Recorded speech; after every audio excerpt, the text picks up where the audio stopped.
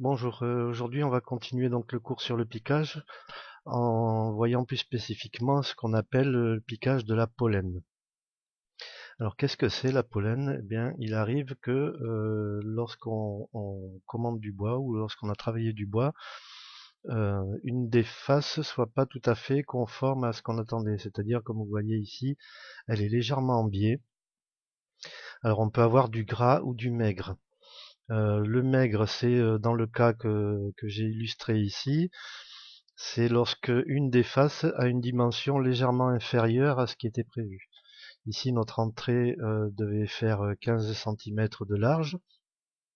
Il mesure donc 15 cm ici au-dessous, mais de l'autre côté, il fait un peu moins, donc on a du maigre. Et le maigre pourrait aussi être dans l'autre sens, c'est-à-dire qu'on pourrait avoir 15 en haut et un peu moins en bas. Et on dit qu'on a du gras lorsque une des deux faces eh bien, est plus large que ce qui avait été prévu.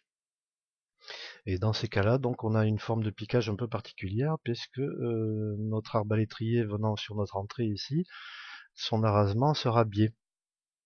Et c'est donc ça qu'on appelle la pollen. Donc, voilà ce que ça donne avec un écran ici. Notre arbalétrier ici est sur ligne, prêt à être piqué, et il va donc falloir lui tracer la coupe ici, qui va s'ajuster parfaitement sur le dessus de notre entrée, qui donc a du maigre. Et donc il va falloir piquer la pollen. C'est ce qu'on va voir dans les vidéos qui suivent. Je vais vous montrer ça avec deux méthodes. Une méthode à l'œil, où on se sert d'un élément pour avoir une dimension à peu près approximative. Et une autre qui est plus précise, un peu plus délicate à mettre en application, qui se fait au compas. Voilà, on va voir ça dans les vidéos qui suivent. À tout de suite.